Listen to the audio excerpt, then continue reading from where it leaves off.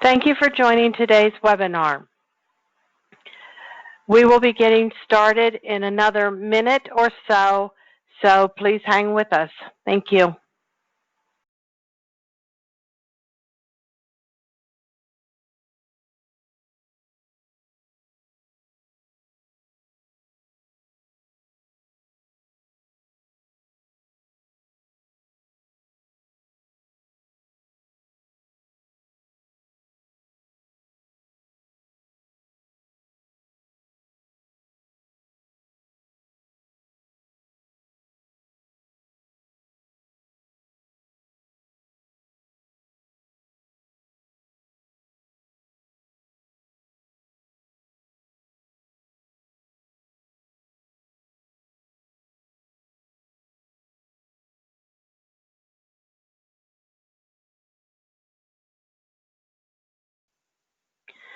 Good afternoon, and thank you for joining RadSite's webinar, Impact of COVID-19 on Imaging Providers.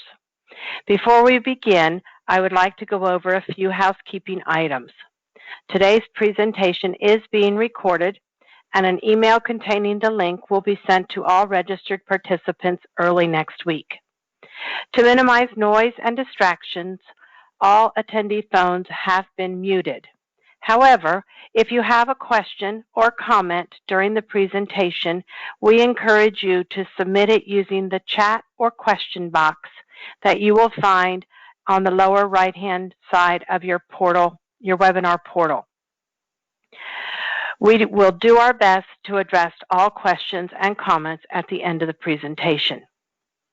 I will now turn the presentation over to our moderator, Mark Casner, who is the chair of RadSite's Accreditation Committee. Good afternoon, everyone. I can't think of a more timely topic these days than the COVID-19 pandemic, which I know has consumed everybody. We have 4 excellent panelists today. I'll do a brief bio for all of them, and then we'll jump right into it. First, Dr. Elliot Siegel, an internationally recognized radiologist, serves as a professor and vice chair at the University of Maryland School of Medicine, Department of Diagnostic Radiology, as well as chief of radiology and nuclear medicine for the VA Maryland healthcare system, both in Baltimore, Maryland. Dr. Siegel is a prolific author, having written more than 200 articles and made presentations more than 1,000 worldwide. Next, Dr. Philip Patton. Phil is a physicist. He is currently the president and CEO of LBT Radiation Physics. He's a certified health physicist, a diplomat of the American Board of Radiology, a diplomat of the American Board of Science and Nuclear Medicine, and a licensed medical physicist. Next up, Charlie Shaw. Charlie is with RadNet. Charlie is a Navy veteran. He retired in 2006, has had an extensive business routine since then. A 1986 graduate of the University of Maryland, BS degree in healthcare management, graduate work, and a master's degree in business administration from Loyola College, and a graduate of the Naval War College. And last but not least is Michael Thompson, who's the president and CEO of the National Alliance of Healthcare Purchaser Coalitions. It's the only profit purchaser-led organization with a national and regional structure dedicated to driving health and healthcare value across the country. And with that short bio on everyone, I'm going to immediately turn it over to Michael. Thank you. And I'm going to have some introductory slides just to kind of set up what we're seeing as it relates to COVID-19. And of course, I come with a purchaser or an employer perspective. And obviously, this is right in the center of everything around business and frankly, all our communities. So not surprisingly, there have been phenomenons that vary by region. In some of the more successful phenomenons, there has been an increase in the virus, then a lot of social distancing, masking that has then helped to decrease that virus. And then as they've kind of phased their reopening, one of 3 things happens. Depends on how they execute that reopening. If the virus impacts more than one person, for everybody who gets impacted by the virus goes back up again. If it impacts less than one person, the virus continues to decline, and if it's equal to one person, it's flat. So once you get the virus down, you can keep it down, but you only keep it down if you keep the number of people who are infected with anybody who gets infected to less than one. In the Northeast, we've seen them able to keep it down below one, where this has been continuing to go down. And of course, in most of the country, we're seeing it go up as the phased reopening occurred. It's going to require changes, not standing in place to reverse this phenomenon. As this has happened, all healthcare has changed dramatically. And if you go to the next slide, what have we seen besides the dominance of COVID virus in the hospitals?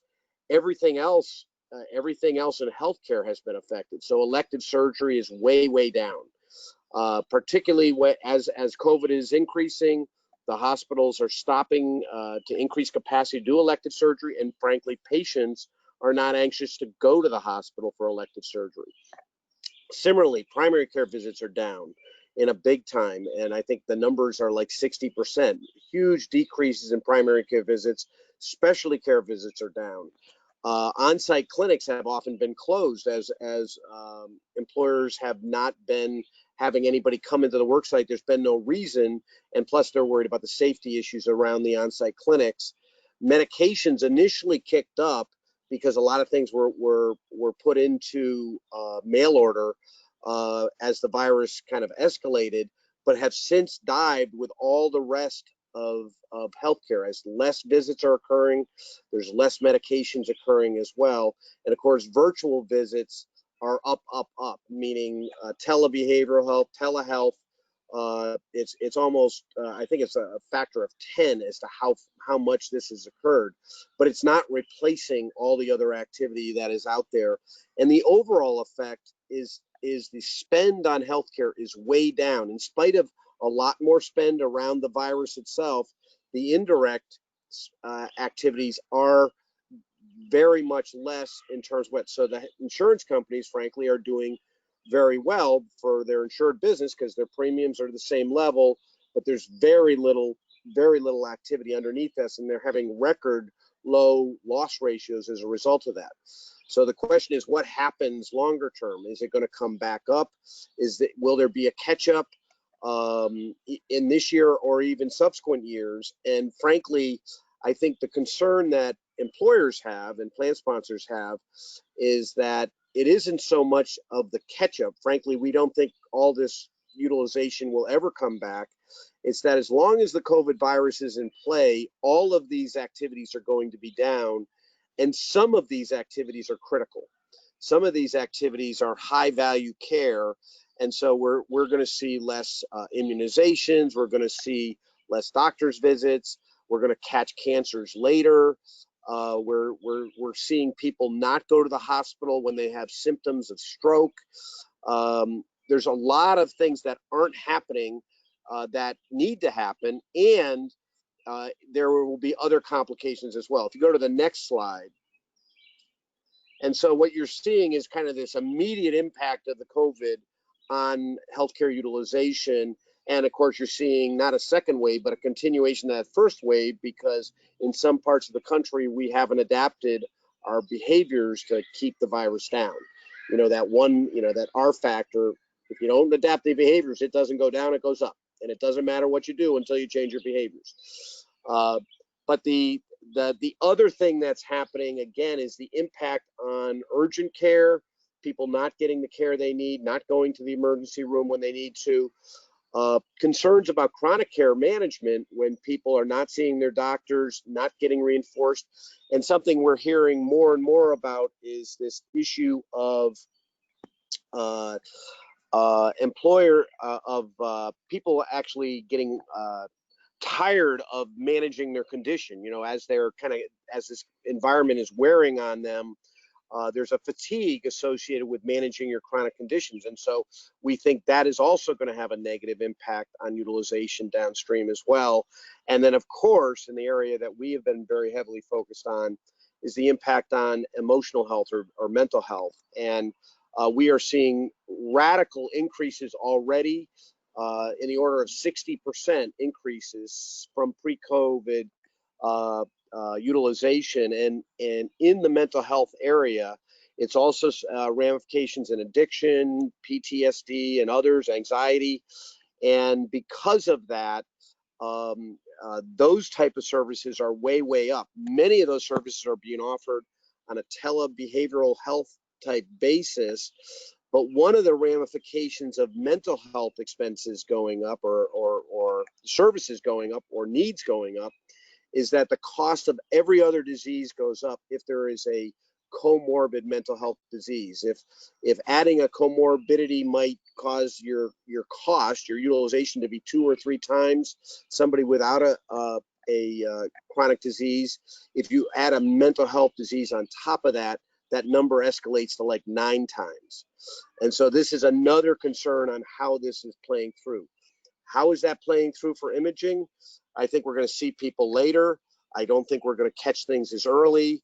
And I think getting the right stage and getting people involved, and employers, I think, are thinking with their lens of how do we reinforce high value care earlier so that people do catch things earlier and we don't see the ramifications and really the bad indirect outcomes from COVID of not getting necessary care at the time you should be getting it. So with that, I'm going to turn it over to Charlie, and he'll take us forward. Thanks, Michael. Great transition, because I'm going to talk about, from the provider's perspective, what RadNet facilities and our participating radiology groups have done to really create a safe environment to ensure that not only for the employees operating the facilities, so that we maintain access, which allows patients choice from having to go into the hospitals. We maintain access by creating a safe environment. And then to piggyback on what Michael said about screening for radiology, early on, there were just significant drops in volume. Of course, all of those drops included some of those large procedural volumes that we see, like mammography screenings, prostate screenings. Many of these screenings are exactly what the employers are looking for the employee. One way to ensure that we tell the patient that they can come to an outpatient facility and that they can continue to get these screening procedures for all the reasons Michael laid out, is creating that environment that basically says to them, it's okay, it's safe, and here's why it's safe. And I'm going to walk through 3 things that we've done as a provider. This perspective comes for operations that we have in California, New York, New Jersey, Maryland, Delaware, and Florida. And again, back to Michael's slides, as you can see, some of these are really hot spots from the beginning: New York, California, and some of these spots have reignited, like what's going on down in Florida, and certainly recently what's happening down in Delaware, all of which are associated with beach access and people who just aren't social distancing. So the first thing that our executive team did was really determine, where are we going to get our guidance from? And we have our own compliance teams, and we work directly with CMS, and we have representatives from RadNet that actually speak with legislators. And our corporate office in Baltimore is actually like a mile down the road from CMS. So we're able to gather intelligence from 3 significant sources. And early on, the states, I think, did a pretty good job also in providing guidance and webinars on their own relative to travel restrictions and other advisories that the states were putting out. Those briefings seem to have slowed down a bit, but I know I live in the state of Virginia, and the governor came out and he had a big briefing yesterday. So continue to stay on track on the briefings that are provided, depending on the state that you're in, you can go to the Secretary of Health for that state. It's easy to lock into the CDC to determine what the updates are, what the travel restrictions are, and whatever else it is you need as a provider to ensure that you're following the guidelines. The other thing is, based on those recommendations, what did we do to ensure that those patients and our employees had a safe environment? And one of the big changes that we had early on was the remote check-in. And it took a little bit of tweaking with some of the applications that we have, online scheduling, and then some of the apps that you have that many patients, consumers are actually familiar with, whether it's ordering groceries and picking them up, and Home Depot pickup, where you put your order in, you pull up, they've got spots designated, they come out, cleanly gloved, they're handing you whatever it is that you ordered. We basically transitioned and pivoted to remote check-in in states where we actually have facilities with parking lots. Not all New York facilities have a parking lot, right? You can check in by an app, you can sit in your car, and we made it as comfortable for a patient as we possibly could, leveraging technology. The other thing is just demonstrating to a patient through signage exactly what it is that your facility is doing or that we've done to make them aware as soon as they hit that front door or your website that you are very active, you are being proactive and taking measures to ensure that you have enhanced cleaning, you're disinfecting. And a lot of this we were doing already, especially on the high touch point modalities, for example, mammography. But to ensure that your staff is visibly seen walking around, wiping down door handles, making sure that there is constant communication internally with your staff, ensuring that your executive team is communicating on a daily level any updates that your team needs to be aware of so that they know what they have to do, whether it's, some of the things that we absolutely look for when we as patients go to see somebody. Did they take your temperature? Did they have seats flagged off so that you had enforced and restricted social distancing? Were people wearing masks when they were checking you in? Were they gloved? All the things that after 3 months of living in this environment, whether we're going to an imaging center or we're going anywhere, they're signs that a consumer is looking for to have a sense of awareness and confidence when you walk out of that facility that, wow, they did a good job. My wife and I will often visit any place that we go to, and that's the first thing after we get the disinfectant and wipe down in the car. It's, well, what did you think? I mean, did they do a good job? Didn't? So we are being evaluated, our websites and our customer satisfaction surveys. We have immediate response through a software application called Podium, and we have received and gotten encouraging feedback. If it hasn't been encouraging, we immediately respond to the facility where it was, hey, what happened? So that everybody understands at the employee level that that environment is being received as being safe, and the perception prior to the patient coming to that facility is, yes, this facility has made changes in their workflow process to ensure that I'm going to get care in a safe environment, which by default will carry over, and you'll start seeing patients who are comfortable in re-engaging in some of those normal screening procedures that they would do to help prevent some of that third and fourth wave that Michael outlined for us. The last area that I want to talk about really is, what is it that you're asking your patients to do? And we all have examples of, what do they call it, Karen and Ken examples, right? Where you may have an unwilling patient who just maybe doesn't think they have to wear a mask. So we enforce it, we require it, and we make sure that before a patient comes in, they go through a complete screening questionnaire. Have you been out of the country in 14 days? Did you travel out of state? Because a lot of the states that we operate in even have boundary requirements that if you go from New York down to Jersey, they don't want you coming back unless you quarantine for 14 days. If you go to Florida, absolutely, you're not coming back into New York unless you quarantine for 14 days. So all these questions are being asked at the time that we're scheduling patients to ensure that the patient has been compliant with some of the same guidelines that we have executed to ensure that safe environment. The other thing is we do ask, and we do have available face masks for patients so that when they're in their facility, they're masked up.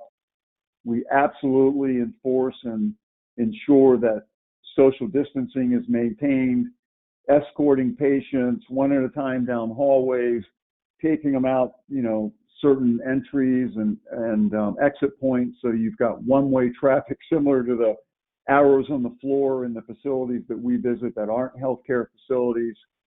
And then making sure that every patient sees and has access to sanitation, and whether it's the dispensers or whether you've got extra gel or you have pens, dirty, clean pens at the front desk, whatever it is that you're doing, again, to make that patient feel comfortable and safe when it comes to sanitation is going to go a long way in getting volumes back up to where we were based on pre-COVID. And our position is, if you do not execute some of the safety measurements and certainly follow the guidelines that have been provided, then you will not instill in that patient and that consumer a level of confidence that wants them to come back into our facilities. And that concludes my piece of the provider perspective. And I believe Phil's going to take it from here and talk to us about what the physicists are doing. Yeah, so since physics is basically a service industry for medical facilities, obviously we've been impacted by the COVID situation. And it varies of how you've been impacted based on how large of a physics group you are or how many different locations you travel to. It's also impacted the quality control for these facilities. For example, some of the facilities that we support actually closed down completely. They just closed the doors. So they quit doing quality control. There was, they're not seeing patients, so they have no staff. They're trying to save funds. Now that they've opened back up, they may only be open a few days a week or not all the days. So the quality control is not being done daily in some cases because they're not seeing patients some days. So the physicist has to take that into account when they're reviewing the quality control. They also have to adjust their operating hours with the facility, because if the facility is closed on Monday and Tuesday, there might not be an opportunity to get into the facility to work with the technologists or to do the typical testing a physicist would do. And basically from that, the technologists need to take their guidance now from what the local environment is, whether it's the state or it's the accrediting body that's overseeing them, how they can handle the fact that they have closed the doors some days of the week for quality control. And for the physics aspect of the testing, which typically is done annually, quarterly, or semi-annually, if the facility is closed, obviously that hampers our ability to get into the facility. If the facility is seeing limited number of patients, it may limit the ability for us to review different clinical scans to see the appropriateness. Also, we have to go around the patients they have like normal, but with the social distancing, with the precautions we have to take, it's going to increase the amount of time it takes us to do our normal testing. So we'll have to work with the facility to make sure that we can coordinate that around their patients. They're just now starting to, increase. So it seems to impact them a little bit more. We've pushed this testing back. There's travel restrictions. I actually live in Florida. So as pointed out, there are some states that I support or my company supports that I cannot go to. So I have to have one of my physicists from Las Vegas go there, only because I'm being quarantined for 14 days. Last week I was a little bit sick and I was supposed to go on a trip, but I canceled the trip because if it became worse and I'm in another state and all of a sudden I become positive for COVID, then I'm going to have to be quarantined there for 14 days. And I definitely didn't want to be quarantined out of state. So all these type of restrictions have impacted our ability to get the work done in a timely manner. And so what was normally done in 12-month time period has now been extended out. So the regulatory agencies, both state and the accrediting bodies, have actually taken that into account. And they've extended what they consider annual testing. Instead of being within 14 months, they've actually extended out and said now you get a 2-month extension on that, which obviously that's an attempt to allow the physicists to schedule the normal testing around the impact that it's had on the facilities, around on the travel restrictions and things along that line. And a lot of these facilities, they took that into effect right away and said, hey, we have a 2-month extension, so we're not going to test this month. We're going to push it back 2 months. And some facilities did not do that. They said, well, we're low on patients, so now's the perfect time for us to do the testing. So what you see is a lot of testing being stacked on top of each other, which again makes it difficult to get completed in a timely manner because you have more workload than you originally would have. So it's beneficial for us that the regulatory agencies have decided to give us the extension. They did not give an extension on the technologist QC because it's really not appropriate. The technologists have quality control measures they have to do on a daily, weekly, monthly basis. So there's no sense in the extension. What they did do, however, was saying if you didn't see patients that week, there's no reason that you get quality control that week. So we'll take that into account when we actually do an evaluation of that.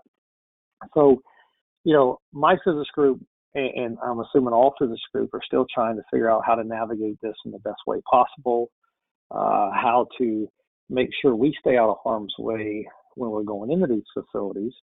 And we are doing some of the same evaluations that were just mentioned. We're looking to see how the facility is taking the matter, taking the issue in hand, how they're making sure that they're protecting themselves and the patients, because that's how we're being protected while we're in there. So it's a little bit of a trying time, and I think it'll get easier as it goes on, but those are the considerations we have to look at for quality control measure. And again, when we start evaluating the routine quality control, it's going to be more timely too, because we're going to have to justify why a technologist didn't have any QC this week, and it just will take some work. But we're ready for this challenge, and I think all physics groups are up for it and eager to navigate this, so we're back in what we used to consider the status quo. Okay. That concludes mine.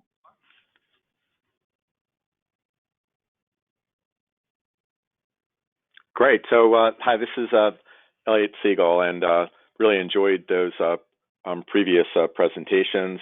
I'm going to talk a little bit about the clinical perspective associated with COVID and how it's impacted in radiology and how we might be able to address some of those challenges. So we're going to be going through slides pretty quickly in the next few minutes.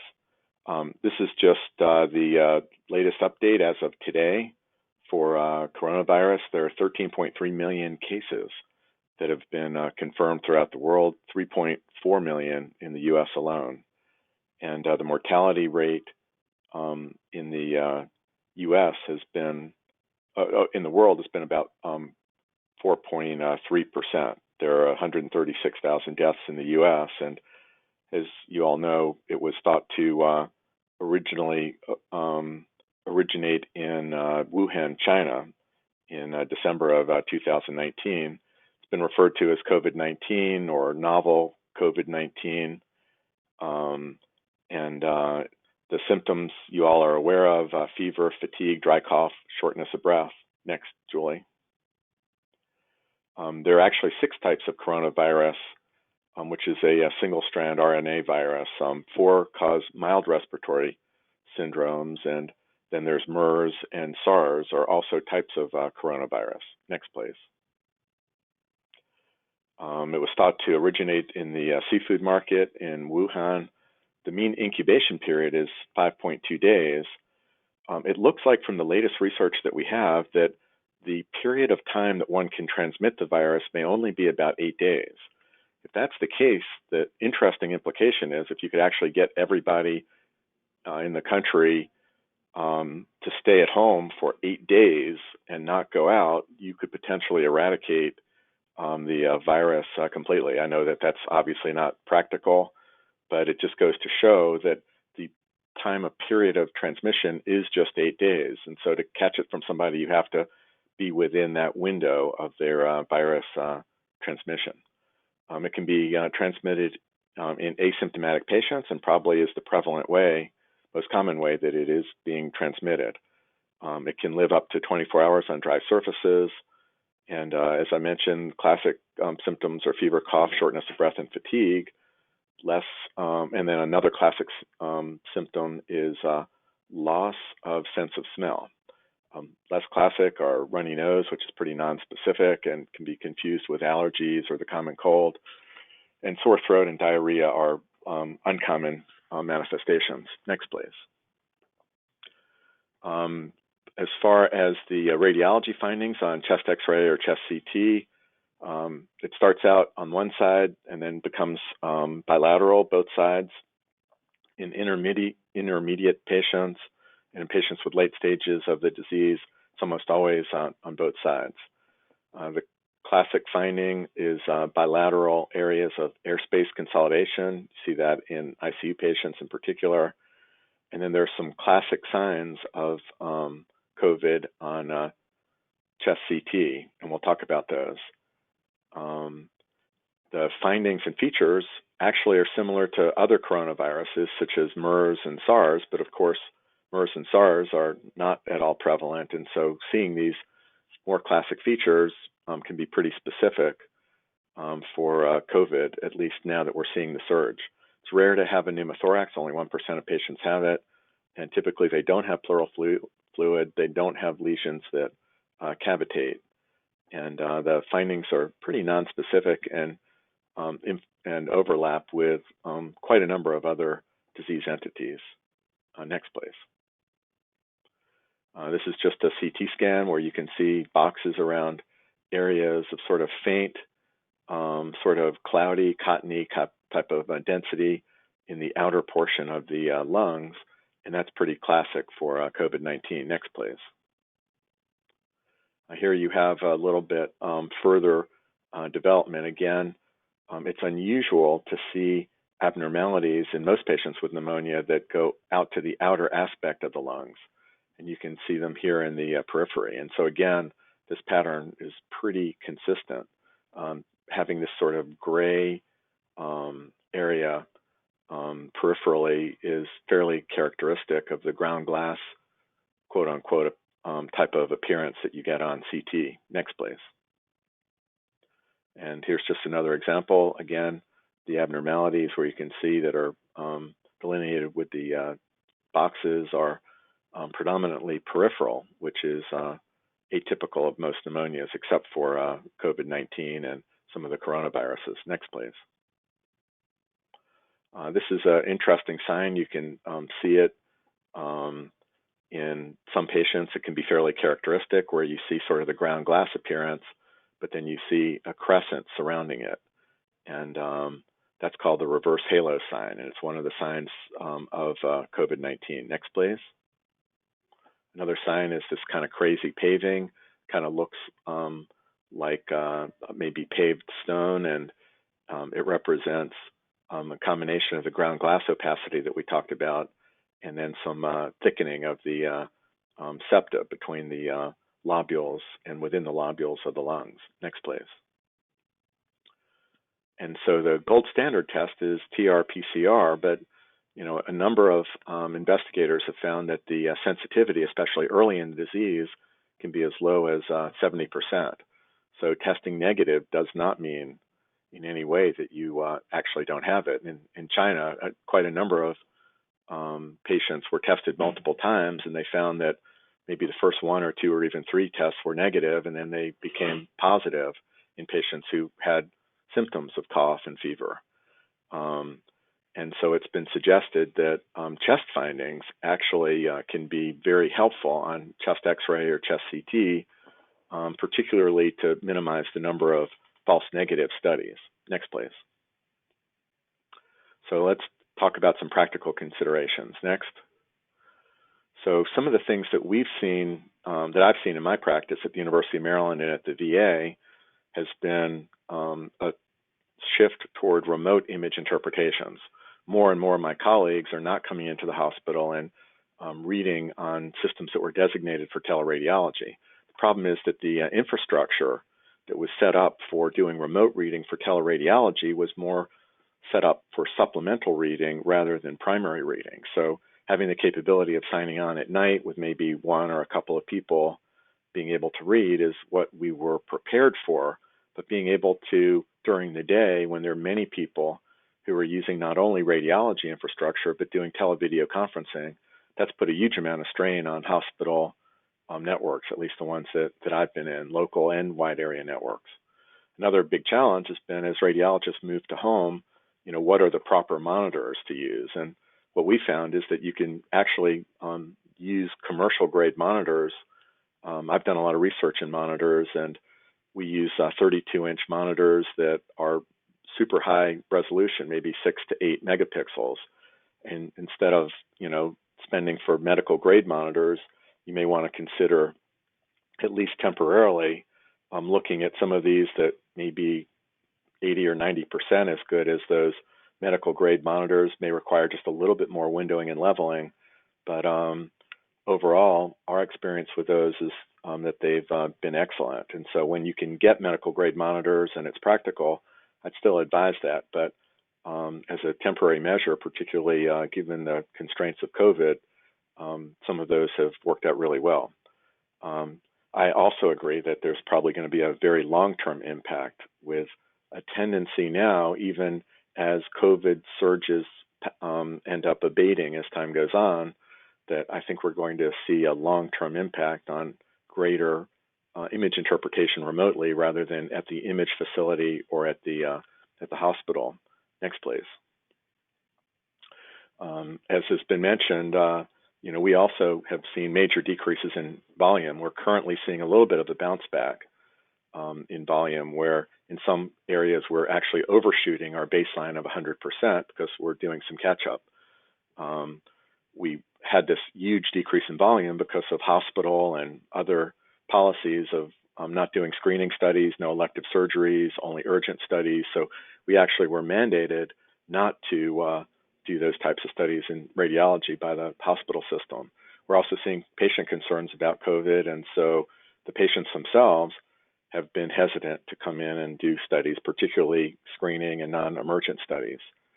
We're currently playing catch-up with procedures scheduled, and it looks like it'll probably be until the end of the summer that we're still catching up with studies that were rescheduled in the spring. And one thing that's really critical is to make sure that we don't have patients fall through the cracks. That is, patients who were scheduled for studies may, for any combination of practical reasons, not get those, and we may find out later that patients may have undiscovered cancers or other, really important diagnoses that were not made during the COVID time. And so it's important to get those patients who were scheduled, who still need to have studies, back in again. Next, please. As far as chest imaging, the use of CT has varied widely across the world. China and Italy and Iran and many of the European countries were really big on doing chest CTs and had lots of articles advocating chest CT as a really important adjunct to lab testing. In the U.S., for a combination of, I think, also really good reasons, the recommendations by the American College of Radiology and by the Radiologic Society of North America and many others and other societies was not to do chest CT and to do portable chest radiography. And we've found some creative ways to actually minimize technologist exposure. One is we found that we can actually have an X-ray source on one side of a window outside of a patient examination area. And you can actually shoot the X-ray beam through a window with the technologist outside and actually minimize exposure of the technologist to the patient directly. And so we've done quite a few of those studies, and there's some great articles in the literature describing that technique. Our current policy about chest radiographs, even now after the surge in our area in Maryland, has been that rather than doing PA and lateral chest radiographs in the department, we're doing portables in the ER, but not conventional portables. We're doing PA portables. We're not doing laterals, but with a digital portable unit, we're finding we get really high quality PA radiographs even with our portable digital machine. Next, please. As far as personal protective equipment, the standard for us has become a face mask plus a face shield. And it's been a challenge, as Charlie was mentioning, enforcing face mask use by patients, outpatients, and even inpatients. We're finding the same phenomena that people have described at the mall and at stores and places where there's a subset of patients who believe that it's their right to not have to wear a face mask. But we've been pretty adamant about enforcing that to protect our own staff members and the patients themselves, of course. We're scheduling patients now rather than accepting walk-ins for the most part, and we'll see if that changes as the surge decreases.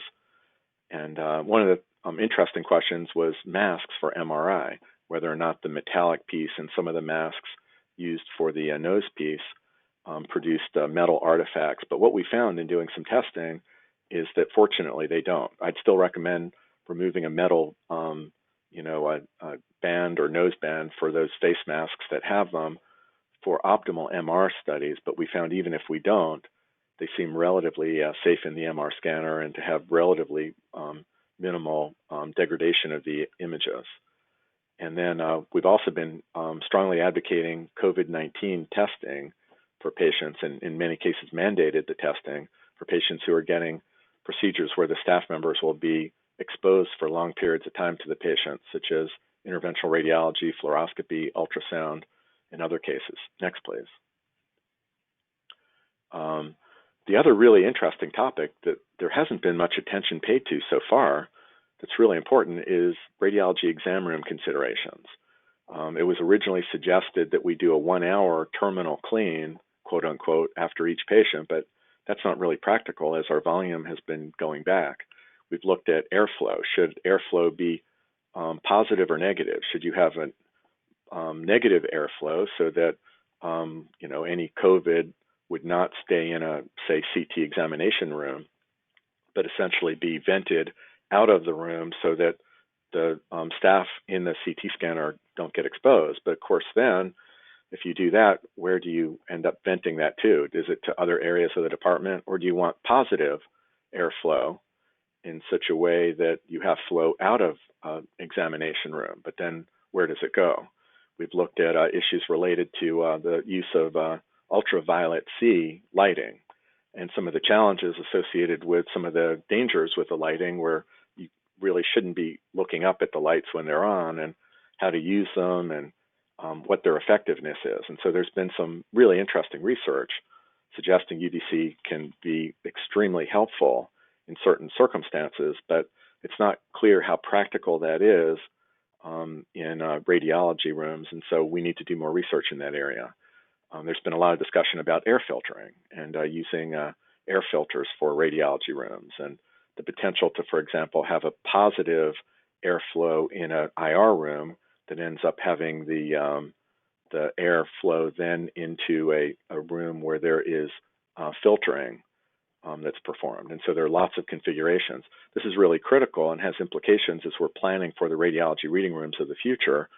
And there are a number of people who have expertise, and we're hoping to gather some of that information and actually publish an article on optimal airflow considerations when you're planning reading rooms of the future, or you're planning to modify your current rooms. Next, please. I'm going to skip this, but this was a video of Sanjay Gupta, the neurosurgeon, looking at Cuomo's chest radiograph, and it was just to kind of point out that not all family practitioners or subspecialists such as neurosurgeons are really comfortable reading radiographs, and so sort of a humorous video of poor Sanjay, the neurosurgeon, trying to read Cuomo's normal chest radiograph and commenting on it. Next, please. And so one of the things that we've been looking at is the potential role for AI in the diagnosis of COVID-19, artificial intelligence. And so there have been some really interesting research projects and work done on automating diagnosis of COVID throughout the world and in the US. Next, please. And so, the question is, can we take algorithms in AI that exist already to look at pneumonia, ground glass lesions, pneumothorax, pleural effusion, lung nodule detection, and TB, and combine them in some way without having to develop from scratch to be accurate for AI. Next, please.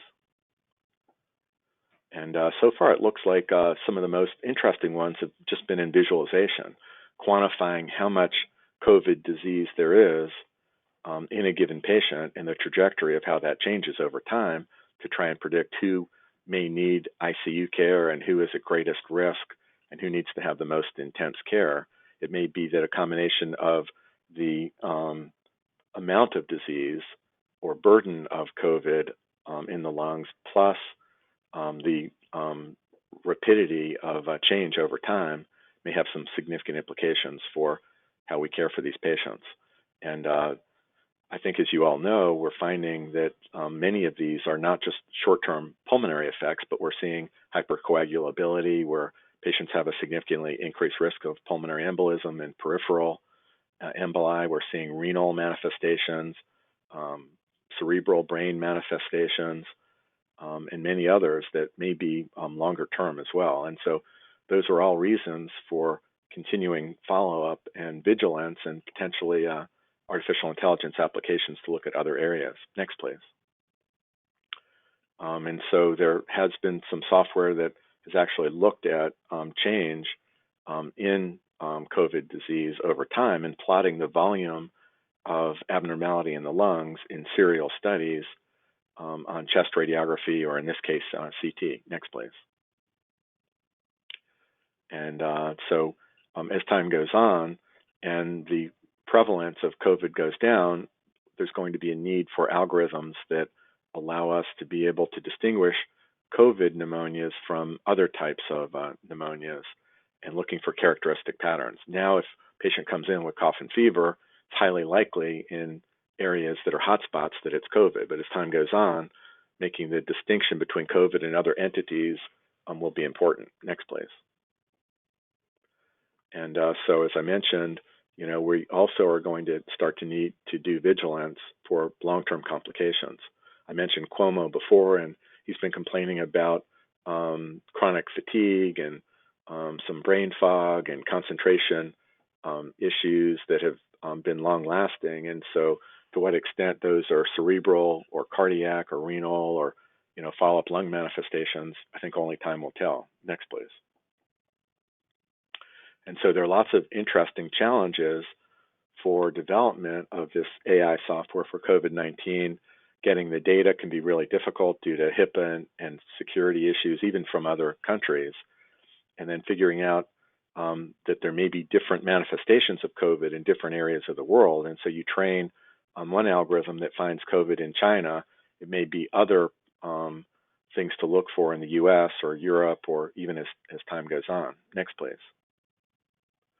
So I'll go ahead and stop the clinical presentation there. And again, thanks for the opportunity, Mark, to participate in the discussion, and happy to join everybody else in case there are any questions. So thanks. And thank you. I want to thank all four panelists here.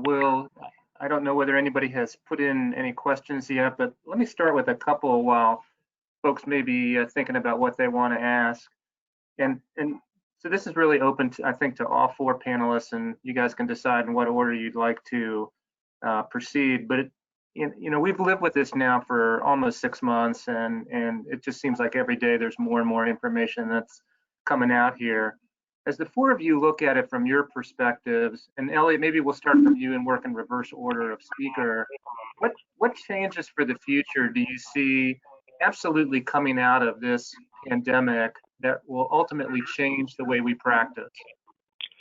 Yeah, so thanks. That's a great question. I think that one of the immediate changes is going to be looking at rethinking not only room design for patient examination rooms and even reading room environments, but I think also rethinking how we end up protecting our patients and our staff members, and also rethinking what are the optimal ways to be able to examine patients.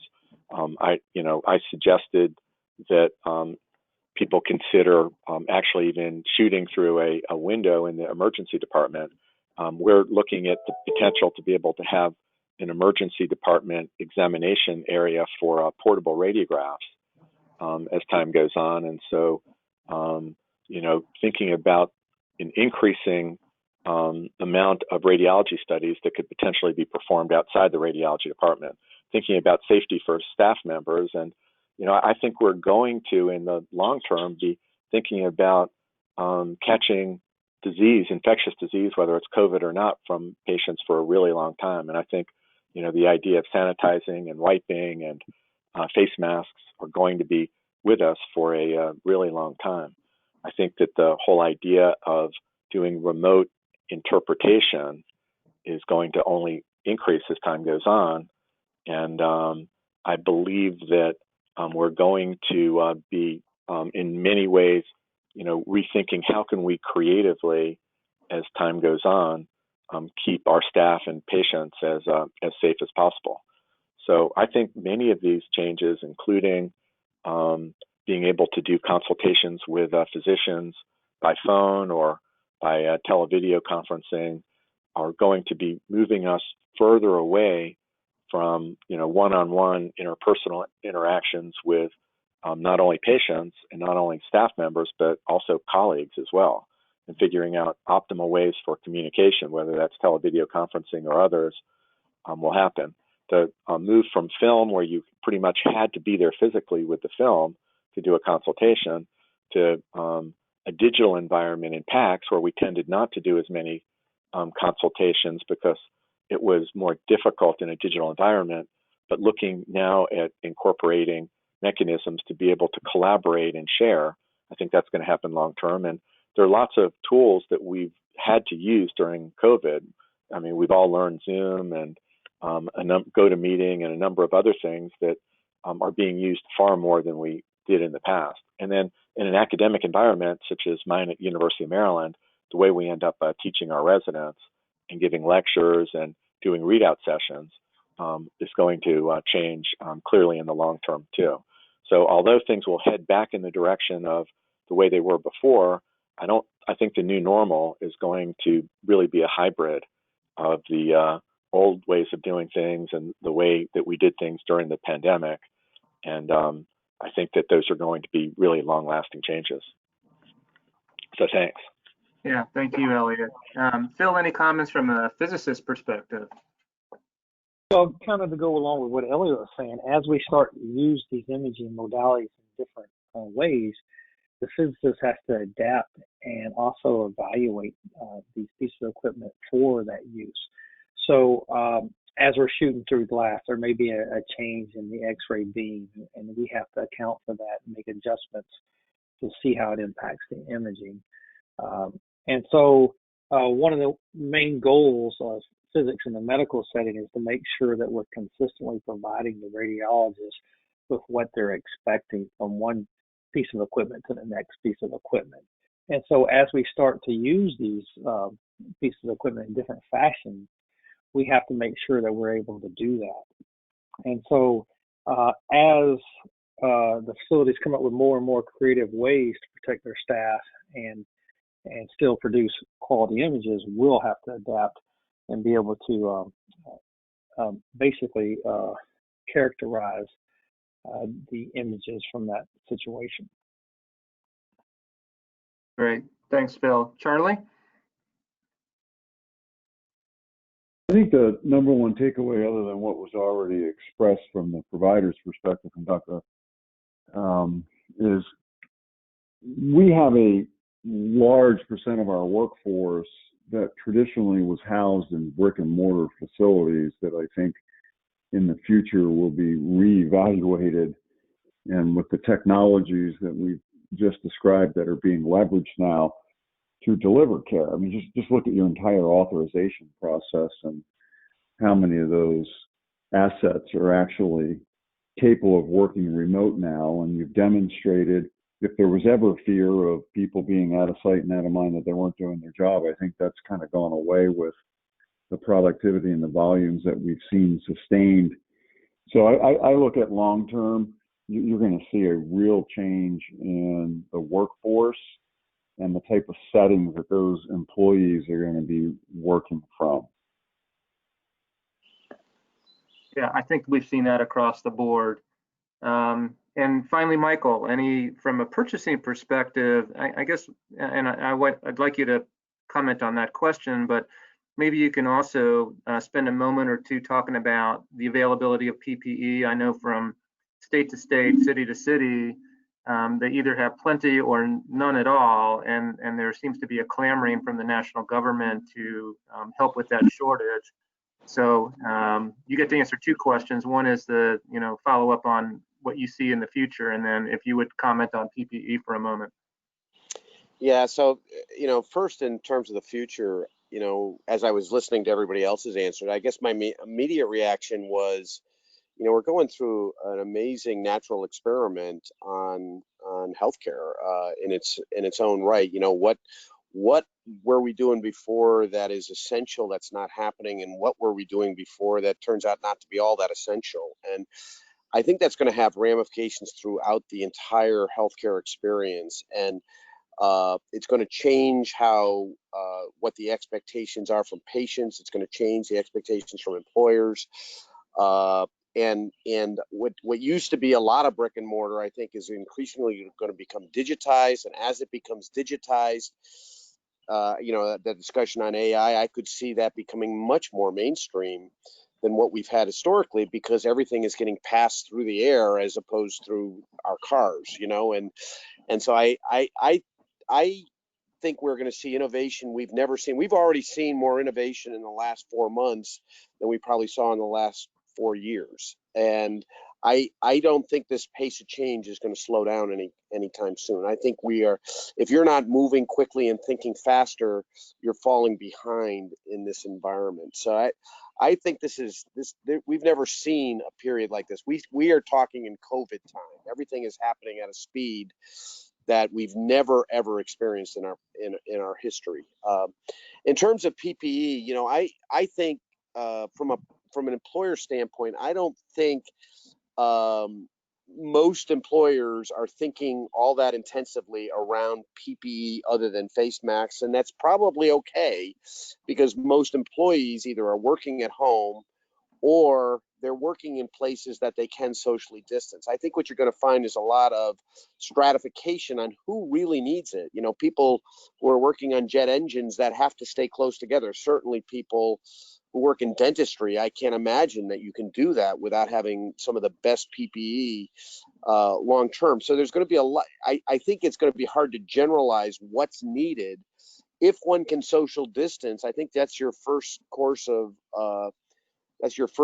defense, and masks will be your second. But the problem with the masks is we've all got to buy in, because it isn't protecting you as it's protecting me, right? And so I don't think this is a technical problem in general as much as it is a social problem, which is getting leaders and the population to just buy into a new way of working together. Great. Well, I knew we would take this right up to the last minute. I want to thank all of our panelists today. Great amount of information. We jammed a lot into that 1 hour. We do hope that you will join us for future webinars. We'll keep those announcements coming out. If you have any specific questions, you can reach out to us through our website. We'll be happy to follow up with any of those. Thanks again, gentlemen. Julie, any closing comments? No, that's it. Just as you said, the next webinar will be July the 12th. August the 12th. And it will be about CBCT and physics. And so you can find that information on our website. And shortly this webinar will be posted on the website as well. So if you weren't, if you know a colleague who should listen to it and they weren't able to join today, they'll be able to get it there. Great. Thanks, Julie. Thanks, everyone, for participating. Stay safe. Thank you. Good, You thank too. you. Thank you. Thanks.